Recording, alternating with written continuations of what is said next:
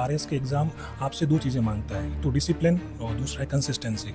अगर ये दोनों हैं और हार्डवर्क जो साथ में आप करोगे, अगर उसमें डिसिप्लिन और कंसिस्टेंसी रखोगे तो आपको ज़रूर सफलता मिलेगी। और मैंने ये करके देखा है, समय लग सकता है लेकिन अगर आप कंसिस्टेंट हैं तो आपको ज़रूर सफलता मिलेगी। नमस्कार दोस्तों, आप देख रहे हो द खटक। आरएस रिजल्ट की सूची जारी होने के बाद फलोदी के अंदर हमारे साथ दिनेश जी सैन है, इनसे बातचीत करेंगे। दिनेश जी, सबसे पहले तो आपको बहुत बहुत बधाई, आरएस देश में आपका अंतिम रूप से चयन हुआ है। Thank you. अभी जो आरएस 2023 की जो अंतिम सूची आई है उसमें मुझे 533 रैंक मिली है और कोऑपरेटिव इंस्पेक्टर का पद मुझे मिला है। तो इसमें कितना कुछ स्ट्रगल करना पड़ा, कितनी मेहनत करनी पड़ी, क्या कुछ कहेंगे आप इसके बारे में? जी, इसकी शुरुआत 2018 से होती है, जो मेरा फर्स्ट अटैम्प्ट था, और उसके बाद मैंने 2021 का भी अटैम्प्ट दिया था, उसमें मेरी 761 रैंक आई थी और ये मेरा तीसरा प्रयास है और इसमें सफलतापूर्वक मुझे कोऑपरेटिव इंस्पेक्टर का पद मिला है। तो इसमें फैमिली का या गुरुजनों का कितना कुछ सपोर्ट मिला, आप क्या कुछ कहेंगे? इसमें बहुत बड़ा रोल रहा है मेरे माता पिता का, मेरे गुरुजनों का, मेरे फैमिली मेम्बर्स का, जिन्होंने हर कदम पे मेरा साथ दिया।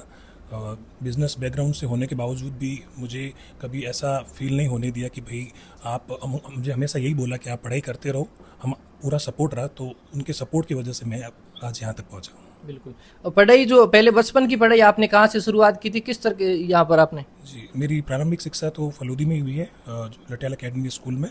उसके बाद 10th और 12th की पढ़ाई मैंने जोधपुर से की। उसके बाद मैंने बीटेक किया इलेक्ट्रिकल इंजीनियरिंग में गवर्नमेंट इंजीनियरिंग कॉलेज बीकानेर से। जो युवा आरएस की तैयारी करना चाहते हैं उनके लिए आप विशेष क्या कुछ संदेश देना चाहेंगे? उनके लिए यही संदेश देना चाहूँगा कि जो आरएस के एग्ज़ाम आपसे दो चीज़ें मांगता है, एक तो डिसिप्लिन और दूसरा है कंसिस्टेंसी। अगर ये दोनों हैं और हार्डवर्क जो साथ में आप करोगे, अगर उसमें डिसिप्लिन और कंसिस्टेंसी रखोगे तो आपको ज़रूर सफलता मिलेगी। और मैंने ये करके देखा है, समय लग सकता है लेकिन अगर आप कंसिस्टेंट हैं तो आपको ज़रूर सफलता मिलेगी। जैसे मुझे अभी 533 रैंक मिला है, लेकिन मैं फिर भी कोशिश करूँगा कि मैं टॉप 100 में कैसे आऊँ। तो ये मेरा प्रयास जारी रहेगा और आने वाले दिनों में मैं इस कंसिस्टेंसी की वजह से ही पूरी कोशिश करूँगा कि मैं टॉप 100 में आ पाऊँ। बिल्कुल। काफ़ी लोग हैं जो सोशल मीडिया सोशल मीडिया का उपयोग भी करते हैं, कोई लोग उपयोग नहीं करते। तो आपने सोशल मीडिया को किस तौर पर उपयोग किया या नहीं किया, क्या बताएंगे? सोशल मीडिया आज जो बढ़ रहा है, अगर उसका सही उपयोग लिया जाए तो यह बहुत काम आ सकता है। अगर देखा जाए, जैसे आज जो भी ऑनलाइन क्लासेस हो रही है वो उसमें मोबाइल से लोग देखते हैं, अगर उसका सही यूज़ लिया जाए, और यूट्यूब है और ऑनलाइन जो एप्लीकेशंस आती है उसके माध्यम से आप अपना पढ़ाई कर सकते हैं। ऐसे काफ़ी ऐप्स आते हैं जो डिस्ट्रैक्टिंग साइट्स है उनको भी आप ऑफ कर सकते हो। जैसे फोकस एक एप्लीकेशन आती है, तो वो मैंने यूज़ की थी, तो उसमें जो भी इंस्टाग्राम, फेसबुक या आप बंद कर सकते हो। और उसके अलावा आप लाइब्रेरी जाइए, लाइब्रेरी में एक फ़िक्स टाइम शेड्यूल बनाइए, उस टाइम आप देखिए कि आपको अगर 1 घंटे तक मोबाइल नहीं चलाना तो आपको फोकस रखना पड़ेगा। 1 घंटे पढ़ाई कीजिए, उसके बाद 5 मिनट चलिए, कोई दिक्कत नहीं है। तो ऐसे करते करते आपका शेड्यूल भी बना रहेगा और जो टाइम आप दे रहे हो पढ़ाई का वो भी बढ़ेगा। बिल्कुल।